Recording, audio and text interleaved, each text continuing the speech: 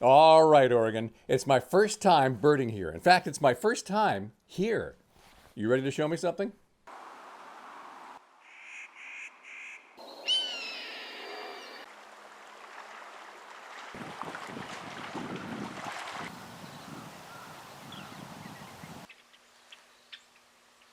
4 years ago, I saw this pygmy owl, but it was in Costa Rica.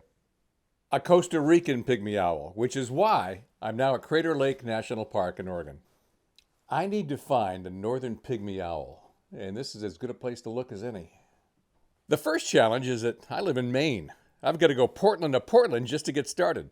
The second challenge, spoiler alert, I've now been here 5 days without an owl. Better start at the beginning.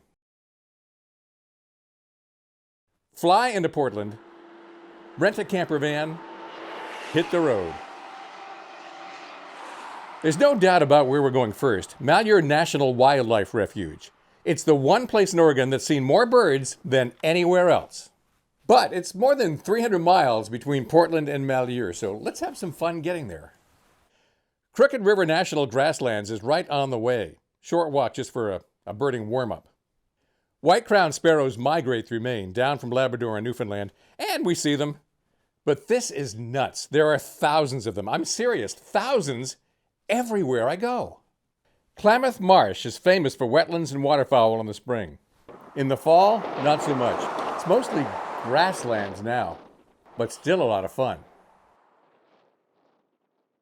But we still have 200 more miles to go. It's nightfall, and no owls yet.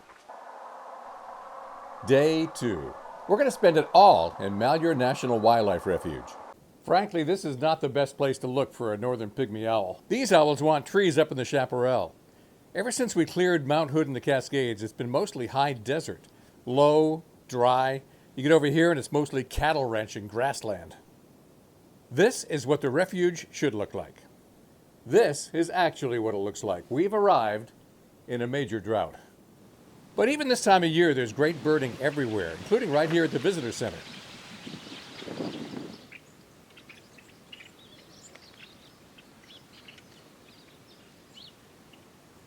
Then, just walking the Century Patrol Road and other access roads and trails is great birding. Most of the warblers are gone except for yellow rumps, but the sparrows, kinglets, and flickers are just pouring through in big numbers right now. Good weather, good breezes. The hawks are really on the move today.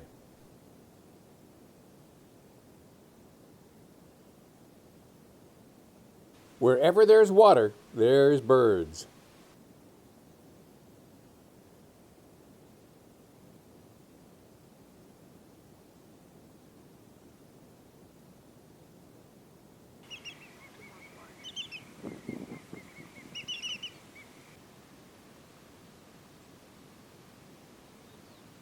This area of Oregon is all about cattle. In fact, at one time, this was the largest cattle ranch in North America. By the way, there are 2 great horned owls in there. We're leaving them alone. This ranch was almost as large. The old sod house ranch is now in historical preservation.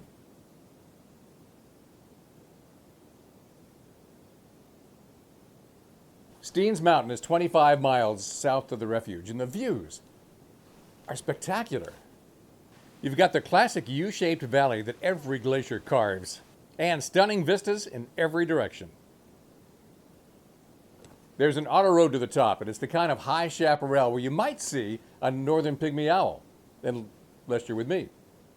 By the end of the 3rd day, we've scored 3 great horned owls. No pygmies. So it's off to Crater Lake. Up early, but it's almost 300 miles from Malheur National Wildlife Refuge to Crater Lake, and we're going to take our time getting there. We're stopping here for the night. Diamond Lake Campground. The trees are owl-friendly, and several have been reported in this area this week. Besides, if one shows up, the mountain chickadees and Canada jays will probably let us know. Small birds hate big owls, but they hate small owls even worse. Meanwhile, I can't believe what I'm seeing. American coots in the tightest flock ever. Seriously, I've seen a lot of coots, but never like this. Have you? Never seen this either. A duck eating another duck.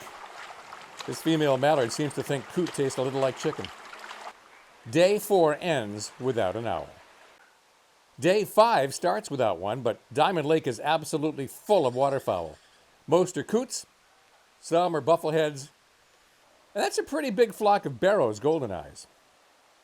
The best thing about camping at Diamond Lake is it's close to Crater Lake, and we can beat the crowd there. Up until 8,000 years ago, Crater Lake was just a mountain. But then Mount Mazama blew its top, opening up a caldera. More eruptions happened over the next 4,000 years.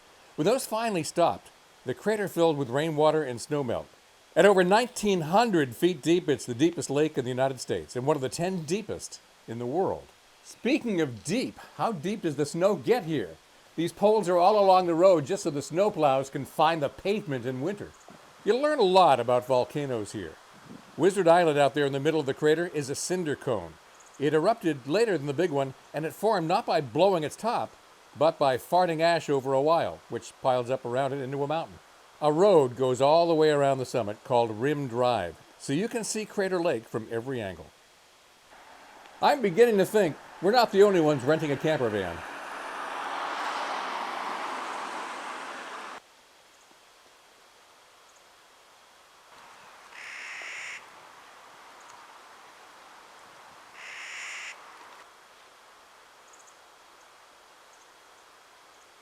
There's a lot more to Crater Lake National Park than just Crater Lake.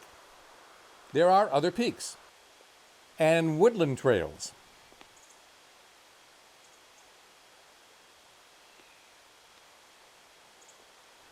And there's this, the Pinnacles Trail. It's like something out of a Star Wars movie. After things stopped exploding a few thousand years ago, steam continued to spew out of underground vents called fumaroles, carrying pumice along for the ride, welding much of it to the side of the fissure. All that pumice solidified in a rock-hard cement. When rivers finally came through, they carried away the soft sand around the fumaroles, but couldn't erode the hard pillars. Crater Lake National Park. This may be the most fun I've ever had without finding an owl.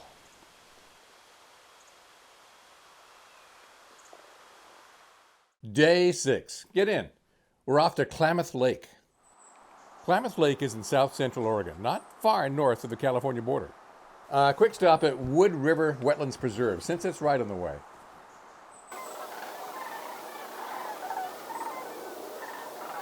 This whole area is supposed to be good for northern pygmy-owls, and even ferruginous pygmy-owls.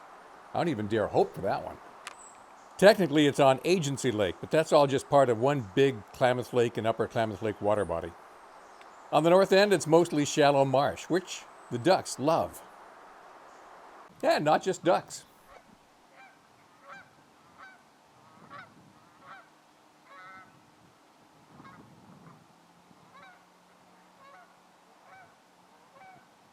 A good walk in the lowland before we head uphill to Modoc Rim. High above the east side of the lake, Modoc Rim is a well-known hawk watch site.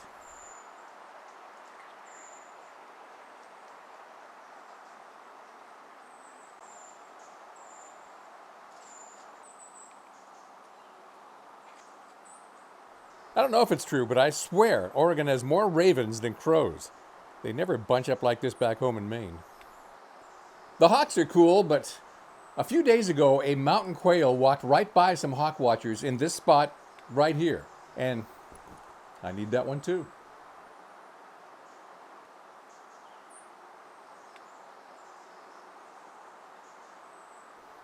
This trail looks good for finding an unusual bird. Well, it's 2 hours of my life I'll never get back. Did you know that it rains in Oregon? Good luck finding a northern pygmy-owl in this. Well, it's a good day for it. It's a big travel day. We're working our way back toward Portland with hundreds of miles to go. But we'll stop for the biggest ponderosa pine tree in the history of the world. This 500-year-old tree was used by natives and settlers alike as a navigational landmark along the Little Deschutes River.